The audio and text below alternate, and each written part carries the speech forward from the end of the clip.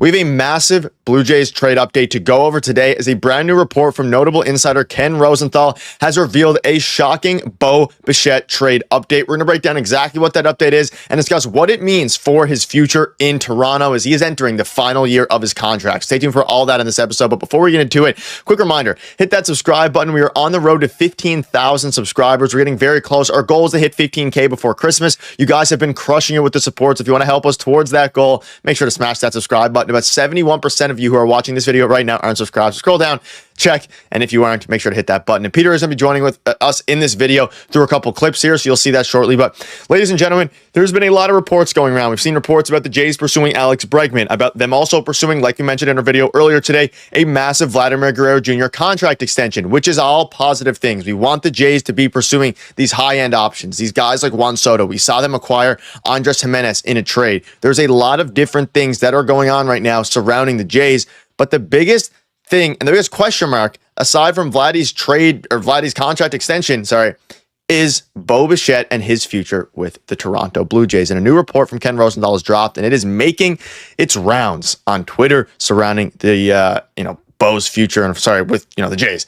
Report: rival executives say the Jays are open to trading Bo Bichette. Now, I'm going to dive into the exact article and discuss what this can mean going forward for the team. But in a nutshell, the Jays aren't necessarily actively shopping Bo Bichette, but they are certainly in the market and are open to trading him if the deal is right. So you can see this here. The Toronto Blue Jays are willing to trade shortstop Bo Bichette if the price is right. Executives from 3 rival teams told The Athletic's Ken Rosenthal that the Blue Jays aren't shopping the 26-year-old infielder, but are open to dealing him for a high price. Toronto recently traded for Andres Jimenez, a second baseman who also has experience at shortstop. He signed through 2029. And Peter has his thoughts on this, which we'll get into in a second here. But before we get into the full report and discuss some other things, we know how good Bo Bichette has been.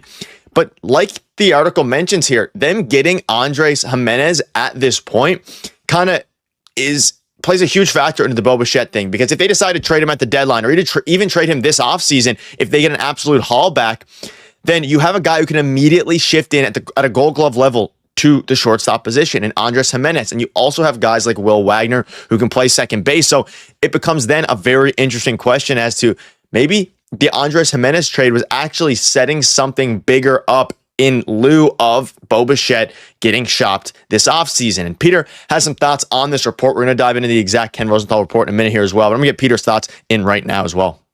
The case for Bo Bichette being traded is a very curious one, and I've been looking at it this way. Since the Andres Jimenez trade that the Blue Jays made, that to me seemed like they found their shortstop of the future, and the writing has been on the wall for Bo Bichette here.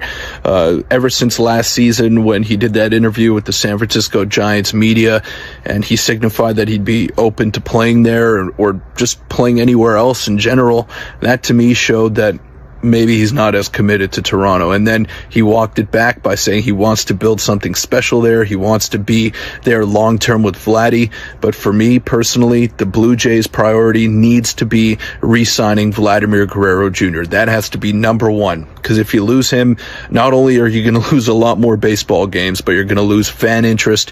You're going to lose marketability on your team. So Vladdy has to be the number one priority for me. And then Bo Bichette, I think, is secondary. And they've shown they've had opportunities, that duo, to win playoff games, and they haven't been able to get over the hump. So when you take a look at it in a nutshell, Jimenez overall as a player has been much more valuable than Bo Bichette over his Major League Baseball tenure. He's signed until 2029. This is not some stopgap option that they're bringing in to play second base. This is a long-term guy that's going to be here for at least half a decade, and he's probably going to be your shortstop. He should be your shortstop because he is far superior defensively than Bo. Yeah, and the point about Andres Jimenez, which we can dive into as well, is like, if they get a good piece back for Bo Bichette or multiple good pieces, then you have a guy, like I mentioned, ready to step in. And this is the actual report. So as we covered earlier today, the Jays are in talks with Vladdy about a long-term extension to buy him out of his final year of arbitration and free agency. They are feeling interest in Bichette, who is also entering his walk year, and they are at least on the the outside looking in for the Bregman sweepstakes on the periphery of those. But the perception within the industry, they want to do something big. They're going to do something big, but it's interesting because Bichette, who turns 27 on March 5th, is another matter. He's coming off his worst offensive season. We know this. He's put up a horrible OPS plus. The Jays do not appear to be nearly as interested in signing him as they do Guerrero, and circumstances have changed since Atkins told John Morosi in November that his answer to trade inquiries on Bichette was an easy no, which is another very interesting report because, of course, they traded for a signed Andres Jimenez, a Platinum Glove winner at second base who could be a replacement for Bo. Return to shortstop seem more likely to occur in 2026 and 2025. Bichette's final year of club control, but a trade of Bichette this offseason, even though the Jays would be selling low, would make sense. If the Jays lose him as a free agent and exceed the tax threshold, they're within $13 million according to Fangraphs. All they would receive as a compensation is a pick after the fourth round. And I think if they really think and believe they're not going to extend Bo, but they also don't think they're going to put up a good enough team this upcoming season to make a deep run in the playoffs, then trading Bo would be a very intriguing option. I think the biggest part about this is this is Atkins and Shapiro's last year of their contract as well, so they need to make the playoffs. I mean, if they don't make the playoffs, they're going to get fired, and they're going to, in all likelihood, I hope at least, that Ed Rogers would fire them if they don't make the playoffs. So if they don't make the playoffs, then what is their next course of action?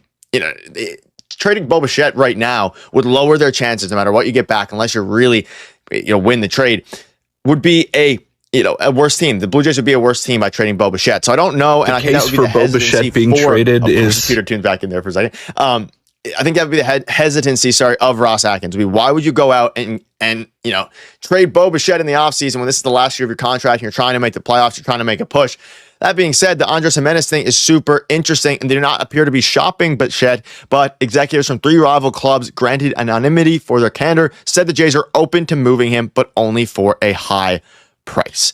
And the problem is he's entering the final year of his season, coming off the worst year of his career. Final year of his contract, worst year of his career. And at the moment, again, they have people who can fit into his place. So Ernie Clement, if they traded Bichette, they could maybe sign Bregman. Maybe they're working on a bigger thing where they're trading Bichette. They're going to sign Bregman, and then you move one of your guys to second base. All these different things and possibilities. You, of course, have Santander and Teoscar Hernandez, so I think they're going to get one of them. But it opens up another can of worms by trading Bo Bichette and filling holes that you need filled unless you're trading Bo Bichette for a win-now player or win-now players. And Peter has some other thoughts, which will let him tune in. I think Bo's a very good hitter, but he's not a great all-around player. He should not be a shortstop, and I'm sure he wants to be a shortstop. He wants to get paid like a shortstop, but now with Andres Jimenez in the fold, I think that is their best option to go with, at least at that position. So I don't know how Bo personally feels about that. I don't know if he's going to want to stick around if the Blue Jays are going to make him a second baseman. And even if they do hold on to him for this season and they don't trade him in the offseason, I think Jimenez should still be the starting shortstop. Yeah, and it's very intriguing to me. And obviously, Peter's super high on Andres Jimenez. We're both pretty high on Andres Jimenez if it means more moves are coming. But the biggest thing with this specific deal would be, hey, are the Jays able to go out and replace Bo Bichette? If they trade Bo Bichette, would Andres Jimenez plus what you get back from Bo Bichette be enough? And that is going to be the biggest question going forward. And again, he's coming off of the worst year of his career, 599 OPS, and 814 OPS last season, the season before last season, I guess, in 2023. And he led the AL in hits a couple of years and has led the Jays in FWAR since 2019. So let us know down below what your thoughts are on all this. A lot of things are going on right now surrounding the Toronto Blue Jays. And like we've been saying, this is the place to be for daily Jays content. We're keeping you up to date with all the news. So thank you guys so much for your support. Make sure to hit the subscribe button, and we will see you guys later.